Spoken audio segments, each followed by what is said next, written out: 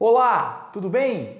Então deixa eu ver se eu entendi. Você é da enfermagem e você veio atrás de um curso de eletro para poder aprender a interpretar esse exame, saber o que acontece no coração quando aquelas ondas estão passando ali no exame e tudo mais, como é que isso funciona, como é que eu consigo interpretar isso daí, tô certo? Beleza, vem comigo então. Essa aula é uma aula muito simples, prática, mas que vai te dar aí muitos saltos na frente de quem simplesmente acabou de sair da sua formação e não teve nenhum outro tipo de contato com esse tipo de assunto, né? Então a gente entende que eletrocardiografia é uma disciplina à parte, a gente precisa saber interpretar eletro. Todo profissional que lida com emergência ou que lida com paciente cardiopata precisa saber interpretar eletro, e isso tem meio que um trauma na galera, né? Ah, é difícil, eu nunca consegui entender e tal. Nossa, são 12 espaços diferentes, o que acontece nessas janelinhas? Calma, vem comigo que é muito simples, a gente vai começar do começo. Antes de mais nada, para você poder interpretar um eletro, o primeiro ponto antes de qualquer coisa, é entender qual é a clínica do doente. Então, eu preciso saber o que esse paciente me apresenta de clínica, qual é a queixa, qual é a idade desse paciente, qual é o sexo desse paciente, qual é a etnia desse paciente, tá?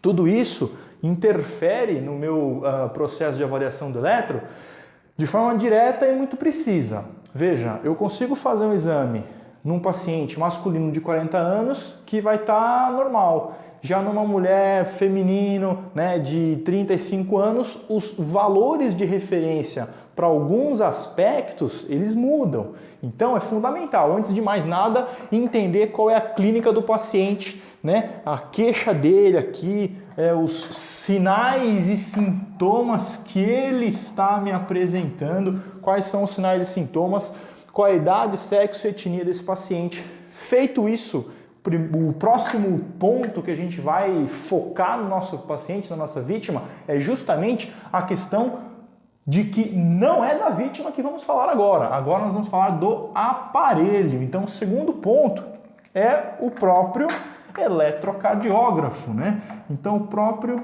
eletrocardiógrafo. Esse aparelho ele tem que estar padronizado nos seus valores de referência normais, senão eu não consigo avaliar o meu paciente. Não dá. Qualquer avaliação que eu faça no paciente, sendo que o padrão do meu aparelho não está adequado, eu vou ter falsos positivos ou falsos negativos para quaisquer avaliações que eu fizer. Então eu posso induzir uma bradicardia, induzir uma taquicardia, induzir uma sobrecarga ventricular em virtude única e exclusivamente de uma padronização equivocada do eletro. E nesse ponto é muito importante a gente ressaltar que os aparelhos em geral, eles vão trabalhar com uma voltagem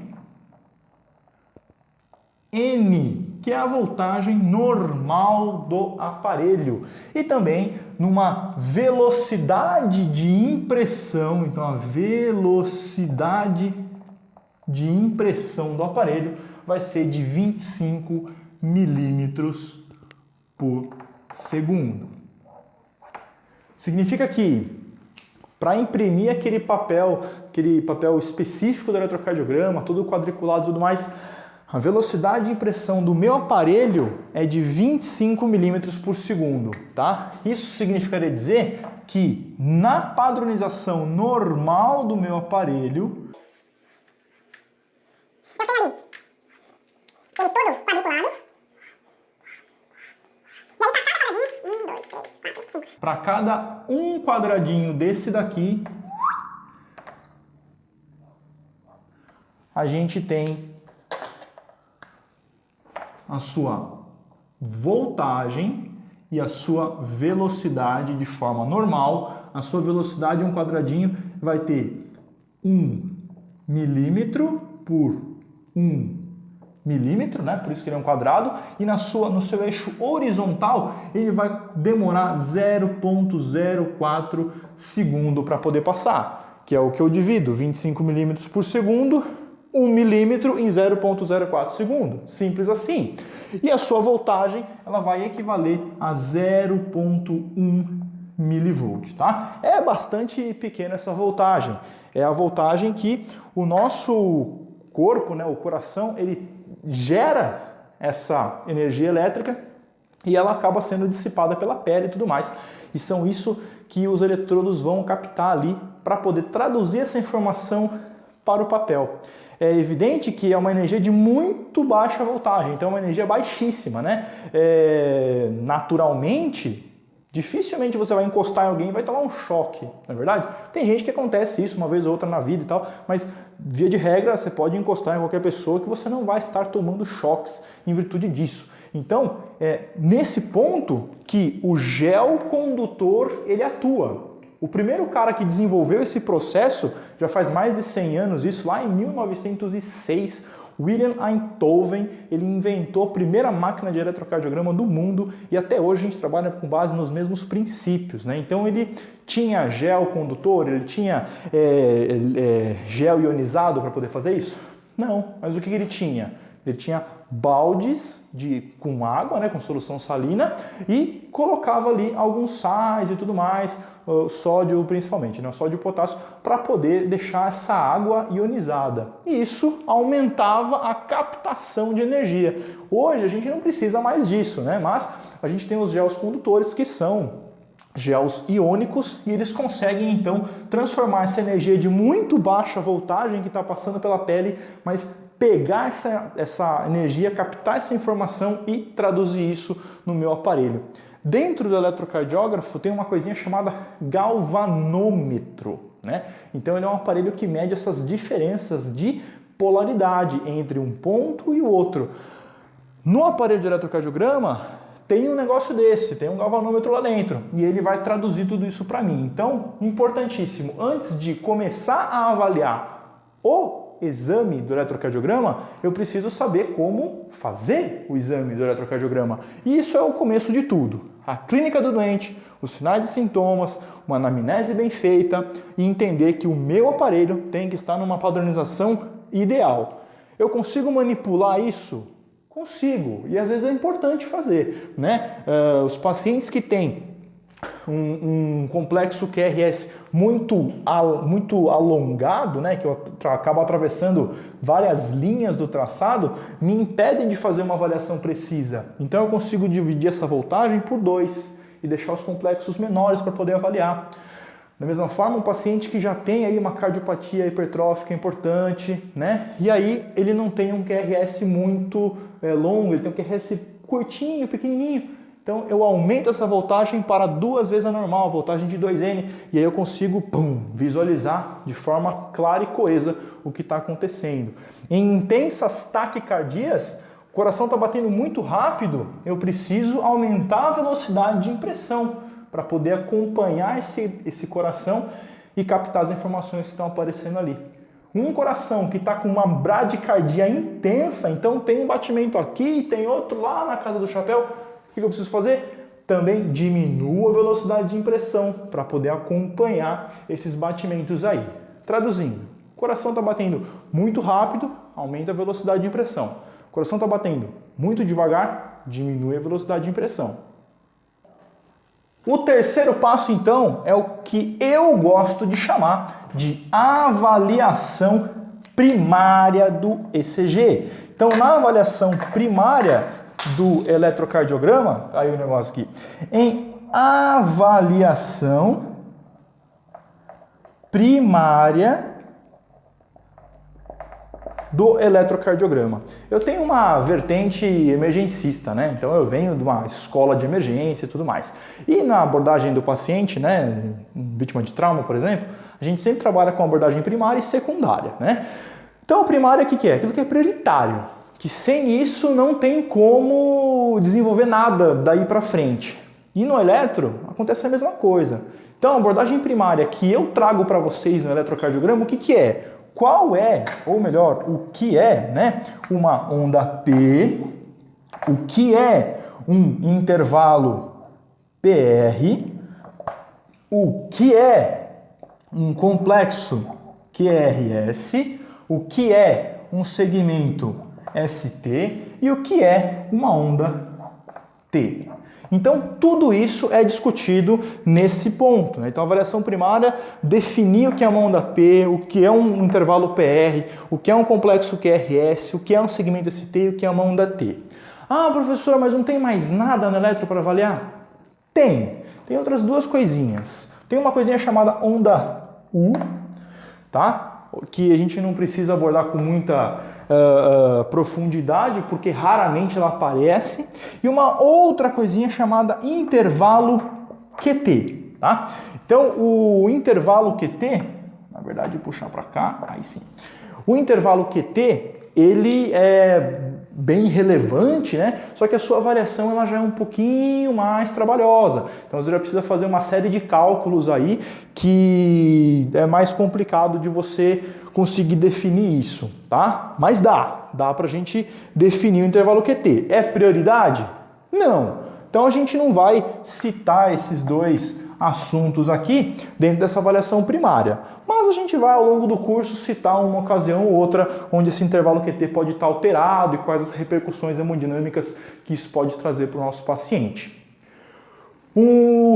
Depois que eu fizer isso, o quarto ponto da avaliação do nosso paciente, depois que eu já vi a clínica, já vi que meu aparelho está padronizado e já fiz a avaliação primária, o quarto ponto da avaliação do meu paciente, quarto ponto da avaliação do meu paciente vai ser o que a gente chama de avaliação secundária, né? Ou seja, dentro da avaliação primária, eu preciso entender o que é, qual é a representação que o coração traz de uma onda P, de um complexo QRS, de uma onda T e tudo mais. O que é isso? Ok, depois que eu já entendi como é que essas informações no coração se relacionam com o eletrocardiograma, eu preciso entender como que no eletrocardiograma eu vou buscar essas informações. Isso é o mais importante de tudo, porque é nesse momento onde a gente vai conseguir definir alguns pontos fundamentais da avaliação. Ou seja, cheguei nesse ponto, qual é a sequência da minha avaliação para que eu não me perca, que eu não coma bola, que eu evite passar com o carro na frente dos bois e deixe passar alguma informação importante, né? Então aqui nesse momento a gente vai definir qual é, de verdade, a sequência da avaliação ou interpretação do eletrocardiograma. Então, qual é a sequência correta para poder avaliar? A gente vai entender nesse quarto módulo qual é a dinâmica que eu tenho que ter para poder identificar quais são uma coisinha chamada de paredes cardíacas. Então, quais são as paredes cardíacas, né? Como é que eu bato o olho no eletro e identifico, olha, isso aqui é de parede anterior, parede septal, parede inferior, qual é a sua relação? Vou além das paredes cardíacas convencionais, nas 12 derivações, a gente também vai entender qual é o conceito, né? Derivações. Aqui. Qual é o conceito das derivações especiais?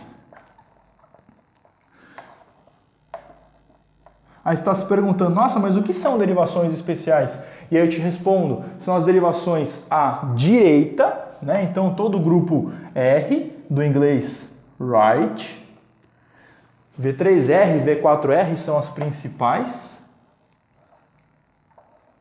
E todas as derivações de parede dorsal, né? Que são as chamadas V7, V8 e V9. Onde é que entra essas derivações especiais aqui na minha avaliação do eletro, quando que elas têm que ser usadas e tudo mais. E já é nesse ponto onde a gente vai citar uma coisa importantíssima para o infarto agudo do miocárdio, que são as chamadas imagem em espelho. E aqui nesse ponto a gente já consegue amarrar todo esse assunto e definir, olha, a sequência de avaliação tem que ser essa, o mais correto para você identificar os padrões de normalidade é dessa forma e é evidente que nós nunca vamos identificar todas as arritmias, né? Se você já fez algum curso de eletro antes, você deve saber disso. É impossível você identificar todas. Existem congressos, especialistas em cardiologia, né, especialistas em arritmia cardíaca, levam casos para congressos e simpósios, muitas das vezes internacionais, e a galera ali, ultra especialista no assunto, discute para poder identificar qual é a arritmia que está ali. Mas não se assustem. O que a gente propõe não é que você seja um super especialista teórico, mas que você consiga fazer diferença na prática. E é na prática que a gente vai interpretar isso daqui. E para encerrar, mais para frente, a gente vai ter outros módulos um pouco mais aprofundados, né? Então aqui isso que significa? Nós estamos passando qual é a sequência para uma interpretação do eletrocardiograma. É isso que a gente vai ensinar você e a gente vai treinar isso com dezenas de exercícios. Você, junto com o tutor, a gente desenvolve esse seu raciocínio para que você fique especialista na metodologia. Você vai entender o método. E depois que você aprender o método e você treinar isso bastante, mais para frente a gente vai ter cursos específicos só sobre as alterações. Porque não adianta de nada eu passar para vocês aí, vocês vão concordar comigo, montão de foto de fibrilação atrial, montão de foto de flutter atrial, montão de foto de taquicardia supraventricular, porque é impossível memorizar tudo isso, né? Então o nosso foco o que é? Passar qual é a sequência da interpretação e o que eu tenho para interpretar. Depois a gente vai ter um curso específico só de alterações no eletrocardiograma, onde a gente sim vai ver aqui a parte de eixo, parte de sobrecargas, vai ver a parte de infarto agudo do miocárdio, como é que isso se traduz no eletro, vai ver a parte de arritmias, vamos ver os quesitos metabólicos. E tudo isso a gente vai desenvolver mais para frente. Por quê? Porque se ficar tudo isso junto, é muita informação, é muito conteúdo, e o aluno não consegue desenrolar isso na prática. O que a gente quer é que você consiga sair do curso sabendo ler o eletro como você nunca havia visto antes, de uma forma muito mais simplificada e sequencial, né? Então, é tática de guerra, dividir para conquistar. O mais importante, antes de ver qualquer tipo de alteração, é saber o que é normal, tá? Existem estudos que comprovam que a maior dificuldade do aluno é definir um eletro normal. As alterações ele consegue encontrar, mas o eletro normal é difícil. E é nesse ponto que a gente vai fazer dezenas de exercícios. Então, eu conto com você.